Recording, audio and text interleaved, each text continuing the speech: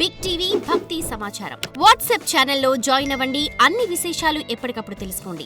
ఇదే సమరస పరానంద పరయోహో. దీన్ని కృత్య సామ్యం అంటారండి. వాళ్ళ సమత్వాలు ఒక్కొక్కటి తెలుసుకోవాలి. దీన్ని కృత్య సామ్యం. కనుక ఇద్దరు ఎంత సమరసంగా చక్కగా ఆ కోఆర్డినేషన్ అంటారే ఎంత చక్కగా ఉన్నది. ఇలాగే గృహకృత్యం కూడా సమరసముగా నడిచినట్లయితే ఆ ఇంట్లో శాంతి ఉంటుంది. అంతేగాని భరించలేకపోతున్నాను, సన్యాసం తీసుకోవచ్చా అన్నాడు ఒక ఆయన పాపం. అంటే అది మాత్రం భరించగలరా? ప్రస్తుతం ఇది భరించలేము అనిపించింది కనుక అలా అనిపించింది, కానీ దేని బాధలు దానిది ఉంటూ ఉంటాయి. కనుకని సమరసం ఉంటే అన్ని భరించగలమండి.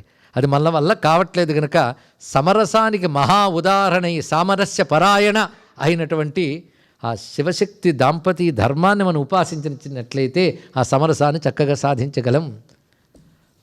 ప్రకృతికి మనకి కూడా అనుకూలతను సాధించగలం. ఎన్ని ఉన్నాయో సమరసం. అందుకే జగత్తుకి తనకి అనుకూలత కోసం చేసే మహాఘర్షణలోంచే కవిత్వం వస్తున్నాడు శ్రీశ్రీ. ఆ సామరస్యం అనే దాని నుంచి ఎక్కడికెక్కడికో వెళ్ళొచ్చండి. హార్మనీ అనేటువంటిది, హార్మనీ అనేది వాళ్ళిద్దరి దగ్గరే పండిందంట. అందుకే వాళ్ళిద్దరిని ఎప్పుడు ధ్యానించాలి. అందుకే ఇంట్లో ఎప్పుడు కొట్టుకుంటూ ఉంటే ఒక పని చేయొచ్చుట. శివపార్వతుల కుటుంబం ఫోటో ఇంట్లో పెట్టుకోమని చెప్పారు. వాళ్ళని చూస్తూ ఉంటే గుర్తుకొస్తుంది దాంపత్య ధర్మం అంటే ఏమిటాం. పైగా ఒక్కటి పోని అనుకూలించేవి లేవు. ఒకరంటే ఒకరు గిట్టని వాళ్ళు అక్కడ అందరూ ఉన్నారు, అయినా అందరూ కలిసి ఉంటారట. అది సామరస్యపరాయణ. ఉదాహరణకి అయ్యవారి వాహనాన్ని చూస్తే అమ్మవారి వాహనానికి ఆకలిస్తుంది. అవునదిదా వెంటనే 4 కిలో అనుకుంటుంది. ఏమిటది? ఎద్దును చూస్తే సింహం, కానీ రెండు బుద్ధిగా అక్కడే ఉంటాయి. మీరు ఎప్పుడు గమనించారా లేదా? ఆ రెండు కలిసి కట్టుగా ఉంటాయి. అలాగే ఆయన మెడలో ఉన్నవి పెద్దబ్బాయి గారి వాహనం చూస్తే దీనికి ఆకలిస్తుంటుంది. ఇక్కడ ఆ సర్పానికి ఎలుకను చూస్తే ఏమనిపిస్తుంది? కానీ అలాంటిది ఏమీ లేకుండా బుద్ధిగానే ఉంటాయి. అక్కడ చూసారా? కలిసికట్టుగా ఉంటాయి. పడని వాళ్ళు కూడా కలిసికట్టుగా ఉంటారండి. అదేమిటో మంచి పని చేయడానికి నలుగురు కలియండి అంటే 40 గ్రూపులు అయిపోతారు. అదే బాధాకరం అవుతుంది. ఎందుకంటే కలిసి బ్రతకడం చేత కాకపోవడం వల్ల. శివశక్తుల నుంచి ఎన్ని నేర్చుకోవచ్చో చూడండి. దీనివల్ల ధార్మిక పాఠం ఇప్పుడు చెప్తున్నాం మనం. ఉపాసనా పాఠాలు నిన్న విన్నాం, ఇందాకే వ్యూహములు ఇవన్నీ అలాగో చెప్పుకున్నాం. ఆయన దగ్గర పడనివన్నీ అంత కలిసి కట్టుకున్నాయి చూడాలి. ఇంకోటి ఉంది, చిన్నబ్బాయి గారి వాహనం నెమలి. దానిక ఆ పామును చూడగానే టపీమని కొట్టి నొక్కేయాలనిపిస్తున్నది ఇక్కడ. కానీ ఆ పామును ఏమీ చేయదు.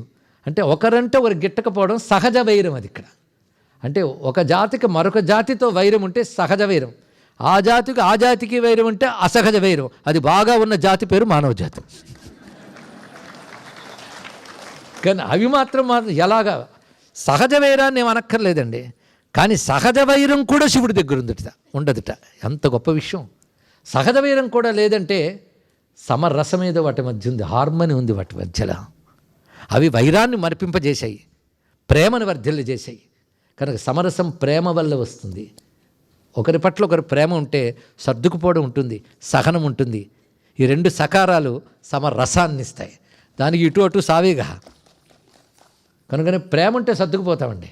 ప్రేమగానం లేకపోతే పొగిడిన తిట్టులకు కనబడుతుంది, ప్రేమ అంటే తిట్టు కూడా పొగడ్తలకు కనబడుతుంది. ఆ ప్రేమ అనేది ఒకటి. కనుక ప్రేమ రూప ప్రియంకరి ఆవిడ. వారిద్దరు ప్రేమ అంటే వాళ్ళిద్దరిదేనండి. అన్యోన్యమైన ప్రేమ సమరసంగా అక్కడ నిలబడగానే మొత్తం శత్రుతాభావాలు కూడా పోయి అందరూ సమరసం అయిపోయి చూశారు కదా. అదే శివశక్తి సందర్శనం, అదే శివశక్తి సామరస్యం. మొత్తం కైలాసం అంటేనే ఆ సమరసం ఉంది. వైరం, క్రోధం మొదలైన నెగిటివ్ థాట్స్కి అవకాశం లేదు అక్కడ. ప్రేమ అనేది ఆనందం యొక్క స్వరూపం. ఎందుకంటే ఆనందాన్ని అందరూ ప్రేమిస్తారు, అవును కదా. ఏంటో నాకు ఆనందం అంటే నచ్చదని అన్నట్టు ఒక ఆయన. ఇంకా వాడిని హాస్పిటల్కి తీసుకెళ్ళాలో తెలియదు ఇక్కడ. కనుక ఆనందం అంటేనే ప్రేమ కదండి. అస్థి భాతి ప్రియం, సత్తు చిత్తు ఆనందం. కనుక ప్రేమ రూప ప్రియంకరి అన్నాం. ఈయన తమిళనాడులో శివుడి గురించి ఒక మాట అంటారు ద్రవిడ భాషలో, వేదం లాంటి మాట. అన్బే శివం అంటే ప్రేమయే శివుడు. మరి ప్రేమయే అమ్మవారిని లలితా శాస్త్రంలో అని ప్రేమయే శివుడిని అక్కడంటే ప్రేమయే శివశక్తులు. వాళ్ళిద్దరికి ఒకరి పట్ల ఒకరికి ప్రేమ. ఎందుకు? ఒకరికొకరు వేరు కారు. ఆ వేరు కాని వారు ఒకరికి పట్ల ఒకరి ప్రేమ చూపించినప్పుడు ఆ దంపతీ ధర్మంలో ఒకరి పట్ల ఒకరి ప్రేమతో వాళ్ళు ఏకం కావాలి. ఇక్కడ సమరసం సాధించాలి.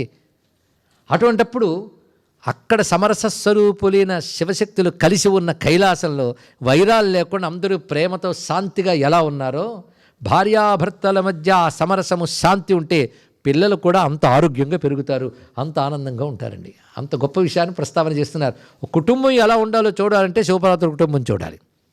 అందుకే ధర్మానికి వాళ్ళే గురువులు, ఉపాసనకి వాళ్ళే దేవతలు, తత్వానికి వాళ్ళే బ్రహ్మము. మరొకటి చెప్పడానికి లేదు ఇక్కడ.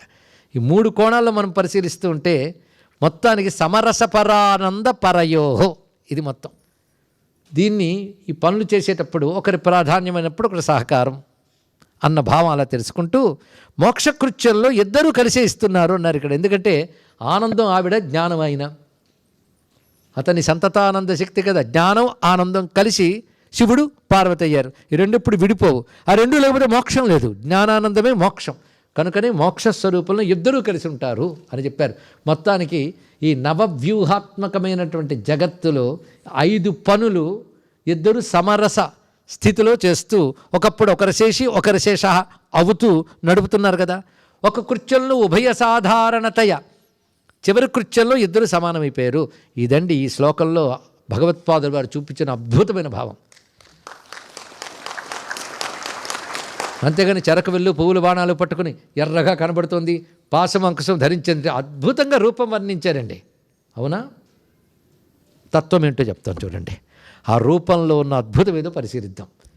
కొణత్కాంచీదామా కరికలభకుంభస్తననతా పరీక్షీణా మధ్యే పరిణత శరచంద్రవదన ధనుర్బాణం పాసం శృణుమపి దధానా కరతలై పురస్తాదాస్తాంనః పురమథితు రాహో పురుషికా సుధాసింధోర్మధ్యే సురవిటిపి వాటీ పరివృతే మణిద్వీపే నీపోపవనవతి చింతామణి గృహే శివాకారే మంచే పరమశివ పర్యంక నిలయాం భజంతి త్వాం ధన్యాః కతిచన చిదానందలహరీం అన్నారు కదా. ఇక్కడ మనం ఇప్పుడు చెప్పినటువంటి సమరసమ దానిలోంచే వెళుతున్నాం, దూరంగా ఏం వెళ్ళట్లేదు. ఇక్కడ అమ్మవారు ఎలా కనబడుతున్నారు? చెరకు విల్లు, పువ్వుల బాణాలు, పాసము అంకుశము పట్టుకుని కనబడుతున్నారు అమ్మవారు. ఇందులో ఏ ఆయుధానికైనా కొట్టే శక్తి ఉందా అండి?